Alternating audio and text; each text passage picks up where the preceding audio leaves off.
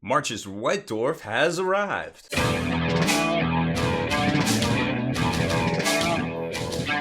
Spiky bits.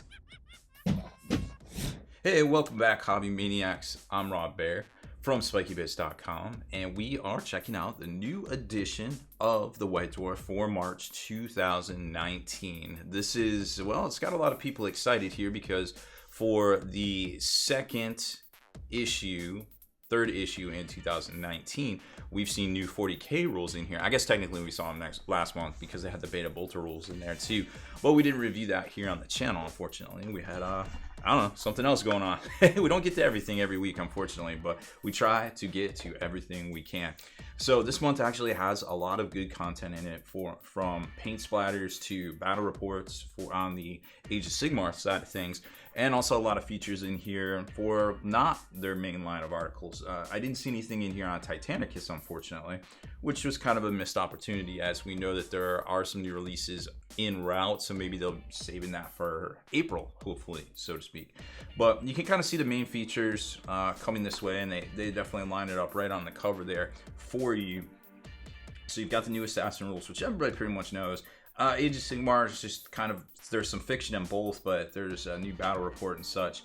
Some other fiction, and that's pretty much it. Oh, there's a really nice Imperial Knights army in here as well. It's really looks great.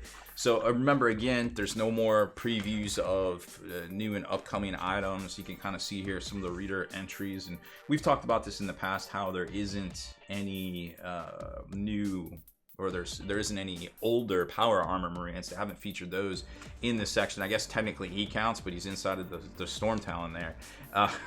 Maybe that's how those little guys will live on as pilots for all the Space Marine vehicles. Can't be putting Primaris armor in the vehicles there.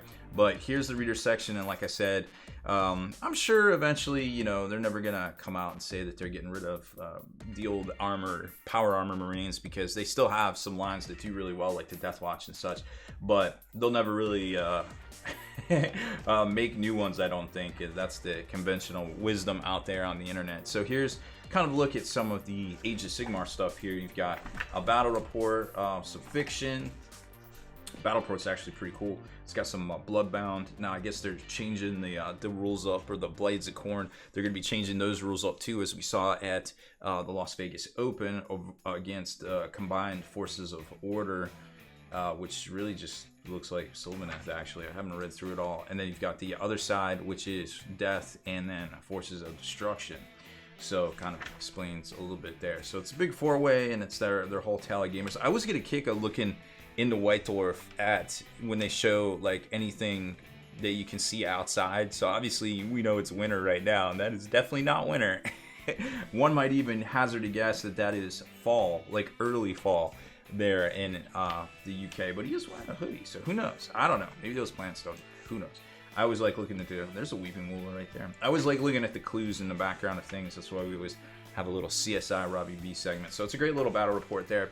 Lots of fluff in here too, and some conversions and different things.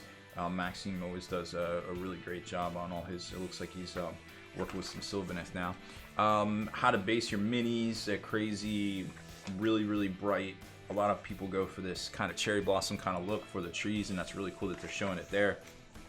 Created a battlefield to show you some more paint splatter techniques on some of that China, the new 3D developed terrain, and also on some of the new 40k, what is that, Sector Mechanicum type stuff, and then just some different repairs and things, how to make a kind of like a power dynamo kind of conduit thing here, or a ferrotonic reactor, I guess is what they're calling it. It looks really neat. It's a kind of a nice little conversion article. That's just some of the stuff that you don't really kind of see in here. Generally, they kind of shy away from the whole conversions, which I can definitely get behind. 40k wise, like I said, there's not a whole lot. There's a little glory point feature in here on Warhammer Underworlds Night Vault. Now, there was a new rules update too that's actually probably worth checking out, so make sure you hit up a Warhammer community for that, because there's some changes to the score immediately on mechanic cards, so you can kind of triple dip and things on those that I thought was pretty curious. So I always like to enclose some of those there as well.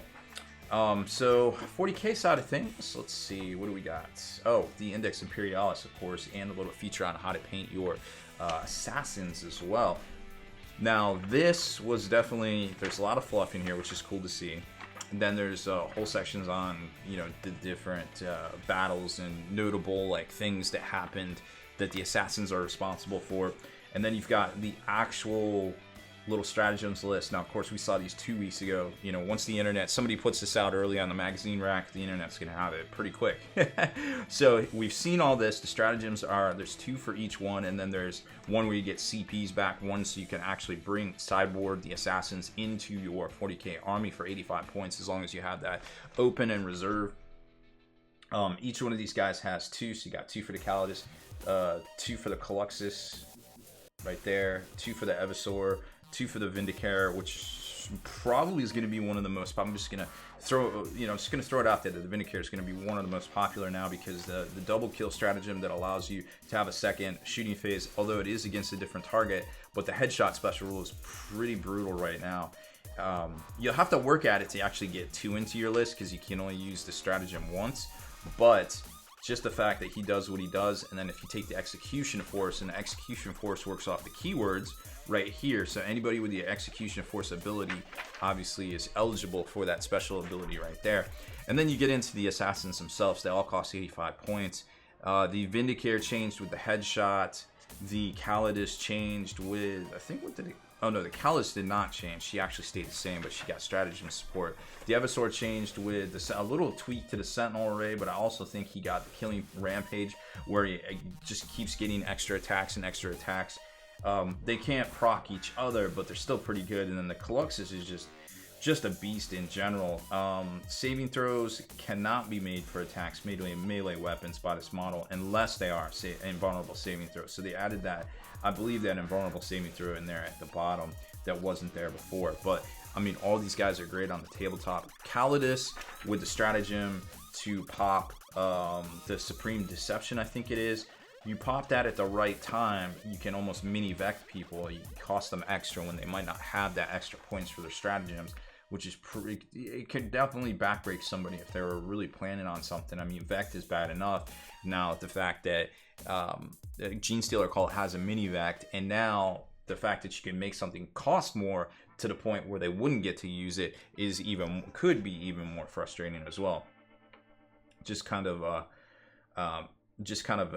thing to keep in mind. So not only are you able to use it at a different point in the battle round, but that model's Reign of Confusion ability is considered to be in effect until the end of that battle round. You can only use this stratagem once per battle. So at the start of your battle round, after the first, choose a Calidus assassin from your army, which allows the Reign of Confusion ability to pop off. Reign of Confusion just says if you have any models with this ability, then during the first battle round, roll a d6. Each time your opponent spends a command point to use a stratagem on a 4-up, your opponent must spend 1 extra, or else it has no effect. This ability cannot affect stratagems used before the battle begins. So, in essence, you normally would only do this on the first battle round. Now you could do it the second, the third, or subsequent ones. It's of your choice, which is pretty crucial, like I said, during those backbreaking rounds when it comes to ITC missions. Evisor definitely does a lot and can attack twice as well. They have one of the stratagems. So there's a lot of good stuff here, and we're going to start seeing a lot more of these guys on the tabletop for sure. I think they're legal for Adepticon, if I'm not mistaken. So that's going to be very, very cool. And of all these, I really like the kind of lighter earthy tone palette right here. I mean, this one with a little bit of wintry kind of G.I. Joe theme is really cool, but I'm more of the more traditional kind of scheme here on these than kind of some of these other ones. But they look great, you know, if you're trying to enter a painting contest or something like that. That's always good. And some ideas on how to actually paint all of that style right here is good, along with the base. Now, this isn't the first time that Assassins came in a White Dwarf. Actually, the last edition, the Assassin's book for 7th edition, or supplement, actually came, well, it wasn't really a supplement, it was just the pages and the rules came in this. And then editions of yesteryear, you had 3rd edition 40k right here, had a little shrink-wrapped supplement that came inside of it, as did 2nd edition Warhammer 40k. So, believe it or not, this goes back a very, very long ways. that had some really great stuff in here, and some of the art, you know, my Mark Gibbons has made its way through the years as well into each of these. There's some Wayne England stuff, the late great Wayne England, and lots of stuff in here. And then the Assassins one isn't going to look quite as familiar, but you're still going to see some of that art you can definitely recognize. And then of course, you know, well, no shortage of rules, that's for sure. There's the, well, what we used to call the rules, now they're called data sheets right there. So there's always that. And then some paint splatter. Now, of course, you can use these techniques on any of the assassins, just kind of extrapolate. It doesn't necessarily have to be the Vindicator there. It'd be kind of silly for them to show 3 of them. A little bit of fiction, and then we get to, let's see, the main lineup, which was, oh, a really nice showcase on the Guards of the Emperor. Army of Vassal Knights from Legio in... Ooh, I don't even know how to say that. So this is a really, really cool look in, and then they give you the recipe for it right up there as well. Some really, really dirty bronzes and some nice, very striking airbrush highlights there, but really more worked into the effects and things than anything else. And look at that crazy 3-dimensional effects, some sort of resin bits and bobs there on the Lancer. Perhaps it's resin, it could be string, who knows. Oh, here we go. The energy effect, I didn't read this part. Actually, I skipped over this and didn't even see the Lancer when I first looked through it. Malleable brass rod, and then added small strands of copper wire from various sources, secured with a tiny blob of glue, and then airbrushed them, starting with blue and working up through progressively lighter shades of white. So main superstructure, and then I guess you could do that with cast pewter wire too. Either way, it's very cool. I almost wish Forge World included those sort of things with their kits. So Wrath and Glory RPG from Ulysses, North America, is definitely making a big splash. If you haven't got your copy yet, check them out too. And I think that's about it. Some previews on the Buried Dagger and some Black Raspberry stuff. Obviously, a lot of that last week with the big extravaganza.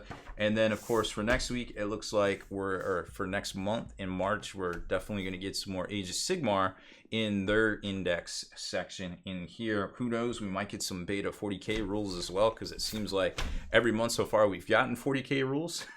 Not that that's a bad thing, but these were specific 40K rules with data sheets in this one. So that's pretty much it. New White Dwarf is out on stands right now. Probably a must-have if you're an Imperial player, just to get the rules for the Assassins here. It seems like a win-win, and lots of painting content, lots of hobby content. Really great eye candy to look at as far as conversions and all sorts of different things.